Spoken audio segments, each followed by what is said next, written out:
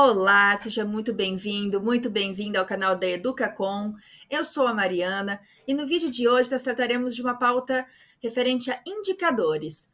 Nos vídeos anteriores nós falamos um pouquinho sobre balanço patrimonial, sobre demonstração de resultado. Então agora, com essas duas informações em mãos, o que nós podemos tirar de indicadores para acompanhar como está o dia a dia do nosso negócio?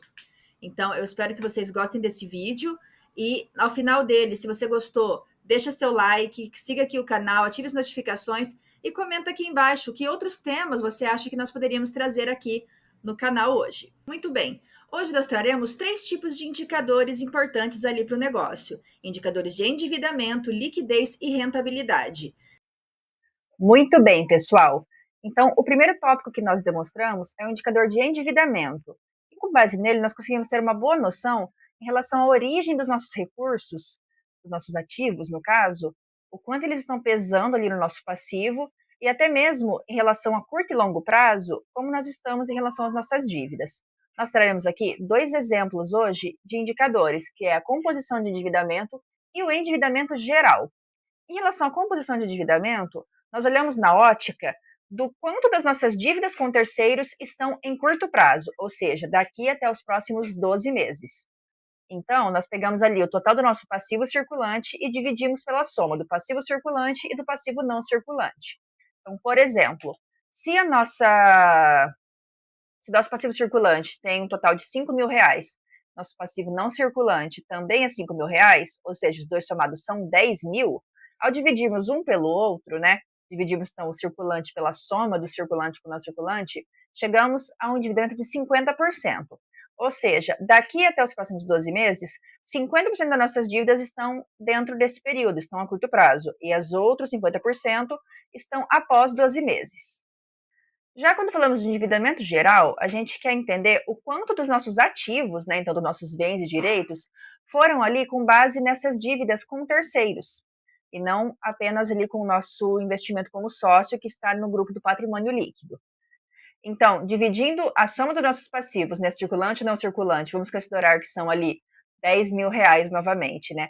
Pelo nosso ativo total, também é circulante e não circulante, vamos considerar para esse exemplo que é R$ 20.000, dividir então esses 10 por esses 20, novamente 50% então, dessa vez, dos nossos ativos foram bancados ali por passivos de terceiros, enquanto os outros 50% possivelmente estarão dentro do nosso patrimônio líquido. Partindo agora para os indicadores de liquidez, eles são aqueles que demonstram, de uma forma resumida, a situação financeira da empresa. Quando olhamos, então, nossos ativos e passivos, nós sabemos que para a gente ter um bem e um direito, nós tivemos que ter algum passivo em correspondência a isso. E é importante nesse indicador de liquidez entender se, com base no que nós temos de ativo que irão tornar-se dinheiro, o quanto a gente está saudável no sentido olhando as nossas dívidas. Então, por exemplo, nós traremos aqui dois exemplos de liquidez, que é a liquidez corrente e a liquidez seca. A liquidez corrente, ela é focada em curto prazo. Então, nós dividimos o quanto nós temos de ativo circulante com passivo circulante. Então, vamos voltar ao exemplo. Nós temos 5.000 de passivo circulante e temos 10.000 de ativo circulante. 10 dividido por 5 dá 2. E, tá bom, Mário, o que significa esse 2, né? 2, vamos pensar numa forma assim, a cada R$ 1 que nós temos de passivo circulante, nós temos R$ 2 de ativo circulante. Ou seja, numa situação que a empresa precisasse fechar, por exemplo, a gente tem que cumprir com essas dívidas, a gente, de acordo com o indicador, conseguiria cumprir ela com o que nós temos em ativo a curto prazo. Claro que isso é uma métrica, isso é um cálculo, né, que nós olhamos contabilmente, pode ser que não corresponda à realidade da empresa, mas é uma boa forma de entender se a gente está conseguiria cumprir com as nossas dívidas ou não. Isso focado em curto prazo. A liquidez seca, ela segue essa mesma lógica, porém ela é muito importante para você que tem estoques, ou que depende muito da venda dos seus estoques, que ela desconsidera nesse mesmo cálculo o quanto nós temos de estoque. Lembra daqueles 10.000? Se a gente considerar que R$ 10.000, 5 é estoque, nosso cálculo ficaria 10 menos 5, né? Então 5.000 dividido pelos 5.000, que dá R$ 1. Então, que dá 1. Então, a cada R$ 1 de passivos, teremos exatamente R$ 1 de ativo. Então, em tese, a gente ainda conseguiria manter, mas estaria bem em cima um do outro. Se o nosso estoque fosse 6, 7 mil, esse número passaria a ser 0, alguma coisa, ou seja, A cada R$ 1 de passivo, nós não temos mais R$ 1 de ativo, faltaria uma parcela. Então, isso significaria que nós poderíamos ali utilizar nossos clientes a receber, poderíamos utilizar nossas caixas, nossos bancos, mas ainda dependeríamos de uma parcela que está em estoque para conseguir concretizar a solução dessas dívidas. Então, a gente precisaria vender ainda alguns produtos para conseguir pagar essas dívidas.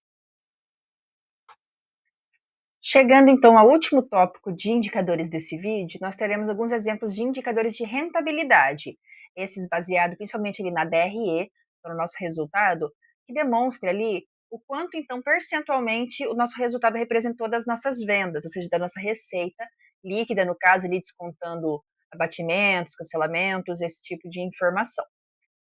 Nesse caso, como que nós observamos isso? É um indicador importante de ser acompanhado mês a mês para podermos verificar se houve pico, se houve alguma coisa muito esporádica que afetou o nosso lucro.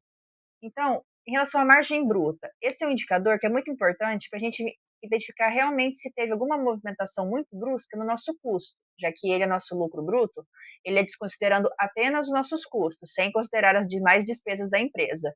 Então, se houve algum aumento de insumo, se houve por algum motivo algo pontual que afetou o nosso custo, é um indicador que mês a mês a gente consegue ter uma noção. Porque vamos considerar que na média da nossa empresa, nossa margem bruta é de 50%.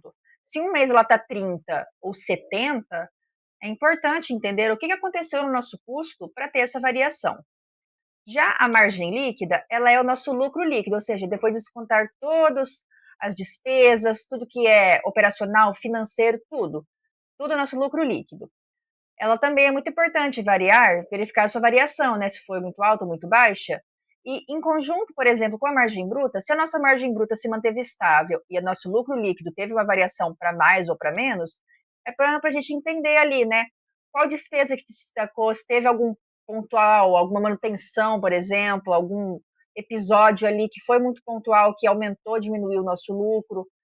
Então, são indicadores que vão se conversando e é muito importante ali para a nossa gestão entender os motivos, né, até para ter alguma ação, para verificar alguma possibilidade, para não ocorrer essas situações novamente.